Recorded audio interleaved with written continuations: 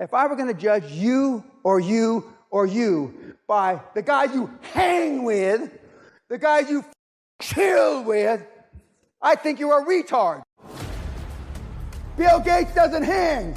Elon Musk doesn't hang. Warren Buffett doesn't chill. Henry Ford didn't chill.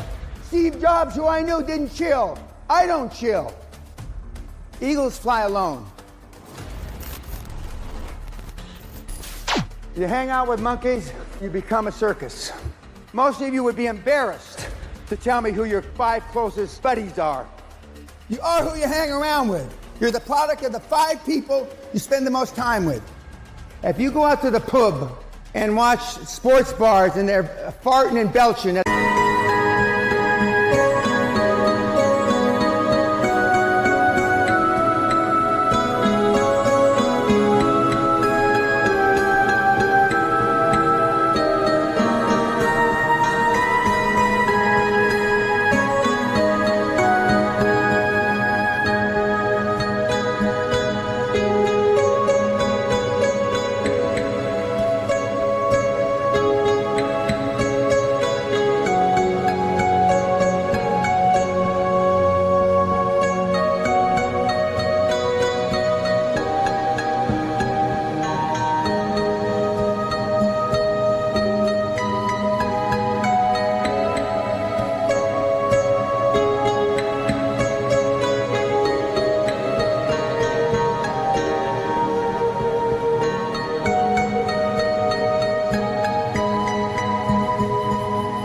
pub, you and your mates, that's where you're going to be in 20 years.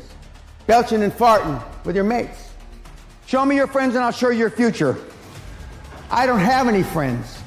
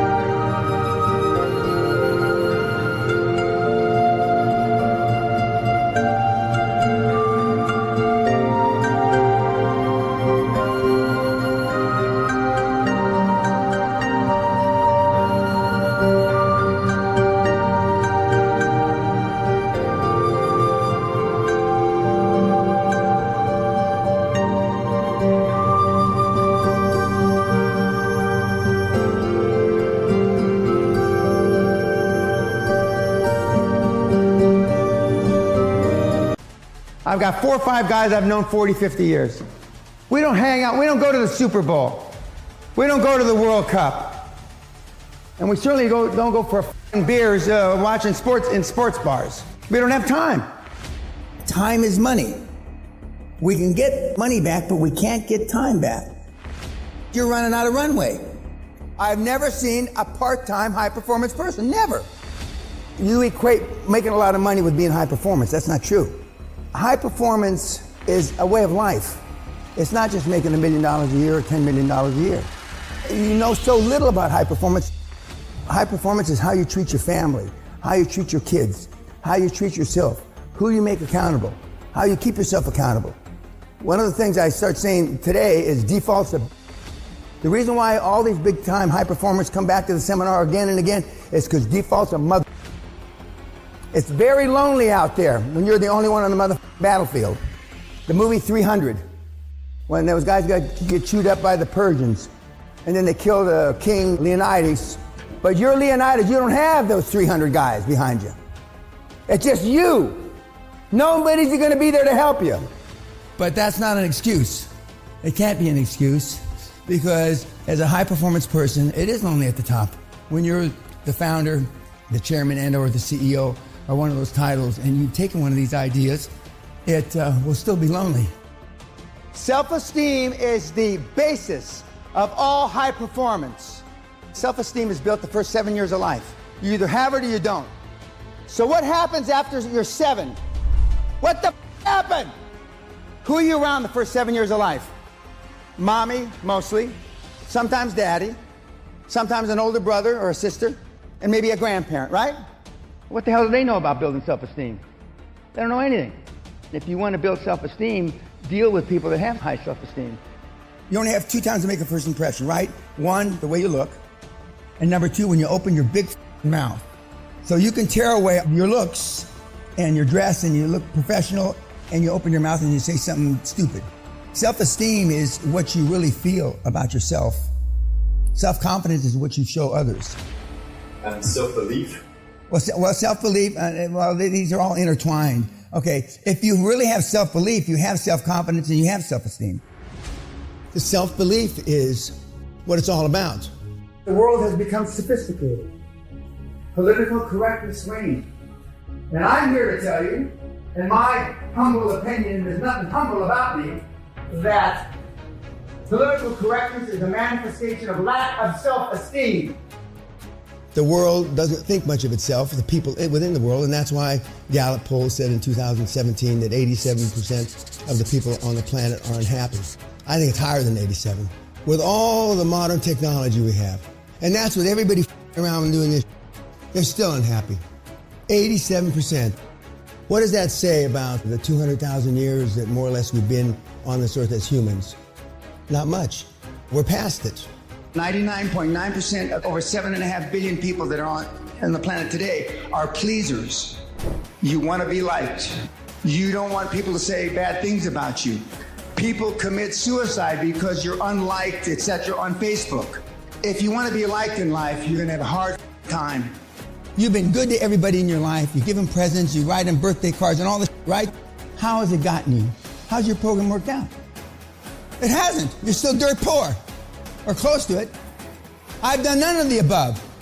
You're pleasers. Henry Ford, the first a pleaser, no. Elon Musk, no. Bill Gates, no. Warren Buffett, I can go down the list. They all had one characteristic. They didn't care what you thought of them. You care about what people say about you. You care about what people think about you. What if you could accomplish in the world today if you weren't afraid of what people thought of you, said about you, whispered about you? What could you accomplish? A lot more than you've accomplished today. A lot more. Life expands and contracts with courage. When was the last courage type thing that you did in your lifetime? When was the last time you exhibited some courage? Some of you have to go back a long, long way. Some of you never. There are people in this audience that have never been spanked, never had a harsh word said to them by their parents, never got in a fight on the school grounds. I can't believe that. And you wonder why you are the way you are. Now, I'm not saying that being a high-performance person is beating the out of everybody, but it doesn't hurt. You're afraid. You're afraid of making a mistake. You're afraid of what everybody's going to think. You're afraid of looking stupid. And it's not what happens to us in life. It's how we react to what happens to us in life. That's the difference. But it's the action we take in spite of that fear that differentiates us. I got a D in public speaking in high school. I got an F in public speaking in university. F. But then I made over 200 speeches. You can't hurt my feelings, because growing up in the hood, my dad told me, he says, it's not what they say to you, Dan, it's how you interpret the words. And that's why I call you snowflakes. What's a snowflake? A snowflake is a kid, a guy or gal, mostly guys that melt under pressure. In 1986, the average man's handshake pressure was 118 pounds, 30-year-old man. 2016, 96 pounds. Testosterone levels in sperm counts tested 50 years ago, and today they're producing 60 to 70% the amount of testosterone levels in sperm counts as they did. We're dying out. Why? My snowflake test. We have 95.4% of everybody, many thousands and tens of thousands that have taken the test are cowards. First question on the test, paraphrasing it, what would you do if somebody spit in your wife's face? And the answers range from, well, I try to ascertain what kind of day he was having. And if he had a bad day, I try to be understanding. Are you me? I'd be in prison for murder. I would beat the guy to death. Is that what we need today? No, I'm not saying that's me, though. I'm a product of My father, the greatest generation, World War II vets, greatest generation, who saved the world. And now we have you, your generation. What happened? We've gone from the greatest generation to the worst generation. What the has your generation done? How have you saved the world? How have you enhanced anything? Why? Because kids are not programmed for success. Because your parents weren't successful. Kids don't do what parents tell them to do. They do what they see their parents do. I still work 60, 70 hours a week, and I don't even consider it working, and I haven't had to work in 35 years. There are times for wisdom, there are times for love, but there are times for strength, which supersedes all. It's easier to build strong children than repair broken men. Most of you have not attained material wealth because you've stayed in your comfort zone. Every family has an aunt, an uncle, a grandfather that went out and lost a family fortune, right? Uncle Harry, crazy Harry, he lost 20,000, 50,000, a million, whatever the number is. Well, that resonates in you, in your little pea brain. And then you hear another one. Your roommate in college, he's got an Uncle Harry.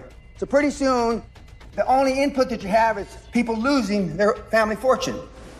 That affects you. You then live within your comfort zone. You don't take risks. A turtle can only move forward when it sticks its head and its feet out. And when it sticks its head and its feet out, it's most vulnerable, right? Biggest risk. Most of you have lived a bubble wrap life. Most of you have been risk averse. People in general, they think that reading a book is taking action. They think listening to a podcast is taking action. They think a video or whatever it is taking action. No! That's procrastination. So you don't have to make a decision. So you don't have to pull the trigger. I mean, there's a big, huge difference. Take action. Just do it.